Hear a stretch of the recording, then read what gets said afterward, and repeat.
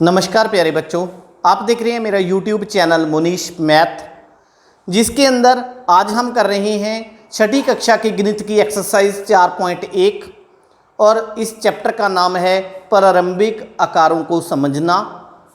इसका पहला प्रश्न है हमारे पास। इस डायग्राम को देखकर हमने इन प्रश्नों के उत्तर देने हैं। प्रश्नों में क्या कहा गया है? निम्न के नाम लिखिए।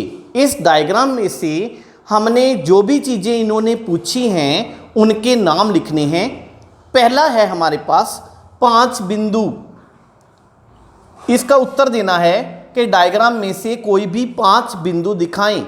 आपको पता है जैसे पहले मैंने इसकी एक इंट्रोडक्शन वीडियो 4.1 एक्सरसाइज से पहले बनाई थी, जिसके अंदर हमने बिंदु क्या होता है, रेखाखंड क्या होता है, किरण क्या होता है और रेखा क्या होती है, इसके बारे में एक बेसिक नॉलेज की वीडियो बनाई थी। अगर आपने उसको नहीं देखा तो प्लीज़ उसको भी देख लें। उसके बाद पहला पॉइंट है हमारे पास 5 बिंदु। बिंदु एक ऐसी आकृति होती है जिसकी ना तो लंबाई होती है, ना चौड़ाई होती है और ना ऊंचाई होती है। तो इस आकृति के अंदर हमारे पास जो बिंदु हैं वो कहाँ कहाँ पे लगे हुए हैं? ये देखो 5 बिंदु लगे हुए हैं। इनके हमने यहाँ पे नाम लिखने हैं। कौन से हैं? D, फिर E, फिर O, फिर C, फिर B। ये हमारे पास A पार्ट का आंसर आ गया। ओके। उसके बाद B पार्ट। B पार्ट में इन्होंने पूछा है एक रेखा। इस आकृति में कोई भी एक रेखा का नाम लिखें। आपको पता है कि रेखा दो बिंदुओं को जोड़ने पर बने रेखाखंड को जब हम दोनों तरफ बढ़ा देते हैं अनंत लंबाई तक, उसको इस तीर की सहायता से दर्शाया जाता है। अनंत लंबाई को, अनंत लंबाई का मतलब जो कभी भी खत्म नहीं होता। जब दोनों तरफ बड़ा होता है तो वो हमें रेखा प्राप्त होती है वहां से। तो यहाँ पे देखें, यहाँ रेखा प्राप्त होगी? नहीं होगी, क्योंकि इसका एक एंड पॉइंट हो गया हमारे पास OC का। लेकिन दोनों तरफ तीर हमें कहाँ प्राप्त हो रहे हैं? ये देखो, दोनों तरफ एरो का निशान है, तीर का निशान है। मतलब ये जो है हमारे पास एक रेखा है। क्लियर? ये हमारे पास एक रेखा है। इसका जो नाम है वो आप चाहे DE दे दो, DO दे दो, DB दे दो, कुछ भी दे दो। ये रेखा का मतलब नाम आप अलग दे सकते हो, लेकिन रेखा सेम रहेगी। ओके, रेखा वही रहेगी। तो इसलिए हम इसका आंसर देंगे DE और इसके ऊपर ये निशान हम डाल देते हैं। यहाँ पे देखो दो तरह के निशान डालता हूँ इसके ऊपर मैं। एक निशान हम ऐसा डालते हैं, एक निशान हम इस तरह डालते हैं। ओके, जब ये निशान डालते हैं वो डालते हैं हम किरण के लिए, क्योंकि किरण का एक एंड पॉइंट होता है, रेखा का कोई भी एंड पॉइंट नहीं होता। तो इस निशान को हम रेखा के लिए डालेंगे। ओके। उसके बाद C पार्ट। C पार्ट में इन्होंने कहा है कि हमें इस डायग्राम में से 4 किरणों के नाम बताएं। आपको पता है कि जो किरण होती है उसका एक एंड पॉइंट होता है और दूसरी तरफ उसके एरो लगा होगा, जहां हम ये कहें कि वो अनंत लंबाई तक बढ़ती जाएगी। तो कौन सी किरणें हो गई? देखो, OB, OC, OD या OE सेम है ये तो। फिर एक किरण इस साइड है, यहाँ पे हम एक नाम दे देते हैं F। ठीक है, क्योंकि हमने इस किरण का भी नाम रखना है कोई। तो किरण का नाम OF। इस तरह के निशान लगाते हैं इसके ऊपर, ऐसा निशान, कॉमा, फिर OB, फिर OC। इस साइड आप चाहे OE लिख दो, चाहे OD लिख दो, सेम है, क्योंकि OE और OD सेम ही किरण को प्रस्तुत करते हैं, मतलब रिप्रेजेंट करते हैं, सेम किरण है वो। उसके बाद D पार्ट के अंदर 5 रेखाखंड। आपको पता है कि कोई भी 2 बिंदुओं को मिलाने पर हमें एक रेखाखंड प्राप्त होता है। ठीक है ना?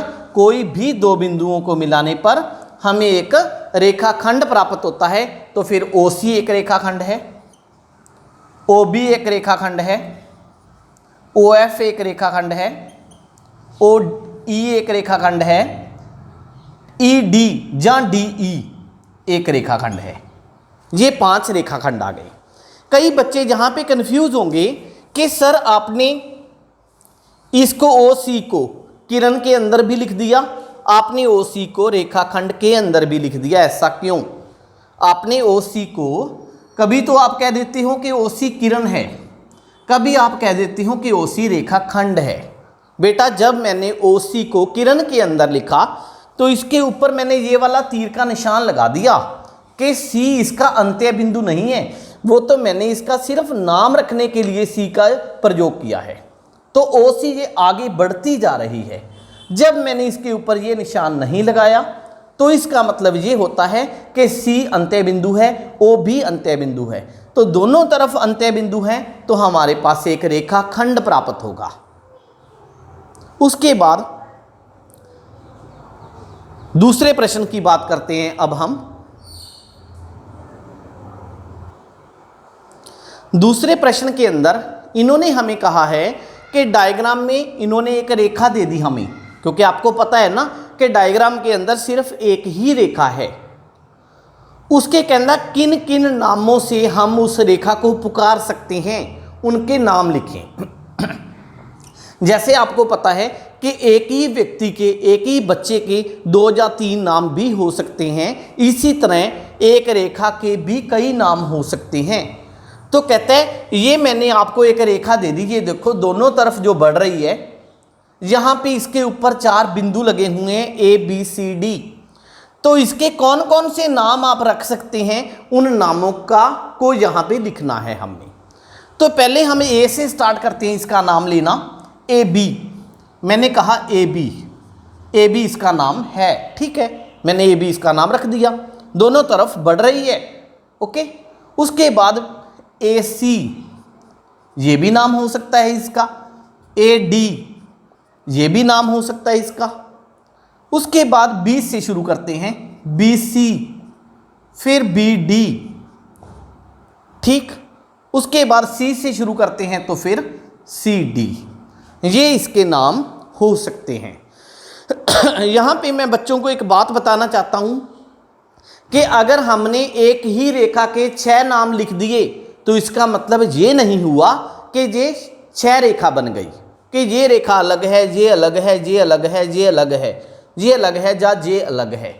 आपको पता है अगर आप किसी बच्चे के 3 नाम रख देते हो, ठीक है, तो क्या इसका मतलब ये थोड़ा हुआ कि वो बच्चे 3 हो गए, बच्चा तो एक ही है ना। इसी तरह यहाँ पे रेखा एक ही है, उसके मैंने नाम अलग अलग दे दिए हैं, बस ये फर्क हुआ।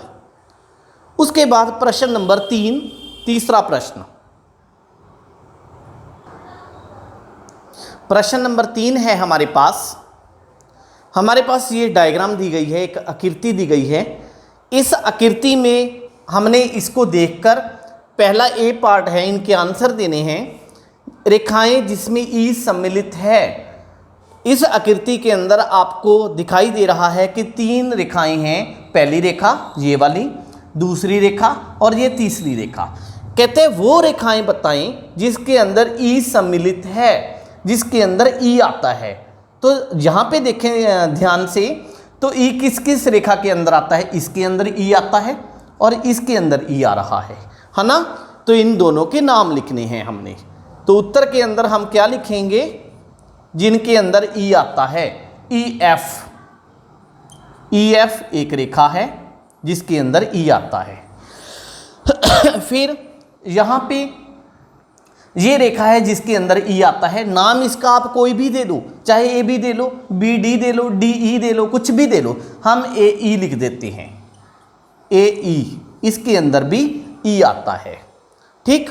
उसके बाद बी पार्ट में इन्होंने पूछा है A से होकर जाने वाली रेखा, वो रेखा बताएं जो A से होकर जाती है डायग्राम में से।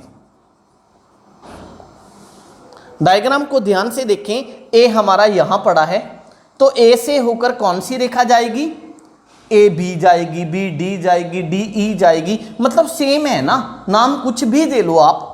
तो हम इसका नाम BD रख देते हैं ताकि आपको भी पता चले कि ए से होकर जाने वाली रेखा जरूरी नहीं कि उसका नाम ए से ही शुरू हो या ए से ही खत्म हो, नाम उसका कोई भी हो सकता है, लेकिन उस रेखा के ऊपर ए का आना जरूरी है। तो देखो बी डी रेखा को जब हम दोनों तरफ बढ़ाएंगे तो ए से गुजरेगी ना वो। फिर सी पॉइंट में इन्होंने पूछा है वह रेखा जिस पर ओ स्थित है, हमने उस रेखा का नाम देना है जिस पर ओ है।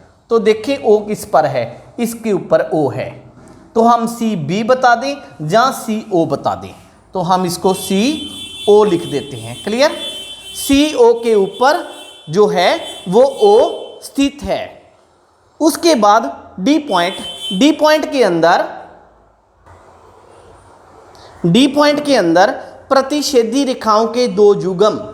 सबसे पहली बात आपको ये पता होना चाहिए कि इस प्रतिच्छेदी जो वर्ड है, जो यहाँ पे शब्द दिया गया है, इसका मीनिंग क्या है। प्रतिच्छेदी का क्या मीनिंग होता है? प्रतिच्छेदी का मतलब होता है बेटा, कोई भी दो रेखाएं जब आपस में कट आउट करती हैं तो हम उनको बोलते हैं कि वो प्रतिच्छेदी रेखाएं हैं। तो युग्म का क्या मतलब है? युग्म का मतलब जोड़ा।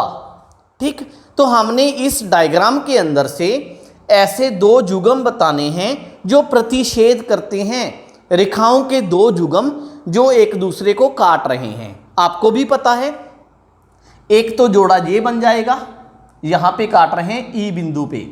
कौन कौन सी होंगी फिर? देखो ई बिंदु पे ई एफ, इसको कौन काट रही है? ई एफ रेखा को ये वाली रेखा काट रही है ए ई। इन दोनों को हम एक ही ब्रैकेट के अंदर बंद कर देते हैं। क्यों बंद किया मैंने? क्योंकि मैंने इनको दिखाना है कि ये दोनों रेखाएं एक दूसरे को प्रतिच्छेद कर रही हैं। दूसरा युग्म बताएं कौन सा होगा फिर? दूसरे युग्म के अंदर सी ओ रेखा, देखो सी ओ रेखा, ठीक है। सी ओ को कौन काट रहा है? ए बी काट रहा है, ए डी काट रहा है, ए ई, कोई भी लिख दो आप, ए ई, ओके। ए ई रेखा काट रही है। ये हमारे पास इसका दूसरा युग्म आ गया। ये था प्रश्न नंबर 3। प्रश्न नंबर 3 के साथ ही हम इस वीडियो को यहीं पे बंद करते हैं, क्योंकि इसके अगले जो 3 पार्ट हैं 4.1 एक्सरसाइज के अगले 3 पार्ट, वो हम अगली वीडियो के अंदर कवर करेंगे। और उम्मीद है आपको 4.1 एक्सरसाइज के पहले 3 प्रश्न अच्छी तरह से समझ आ गए होंगे। अगर किसी भी तरह की कोई भी प्रॉब्लम रहती है तो आप मेरे YouTube के कमेंट बॉक्स में कमेंट कर सकते हैं कि आपकी वीडियो पे यहाँ पे हमें इस पार्ट के अंदर प्रॉब्लम लग रही है।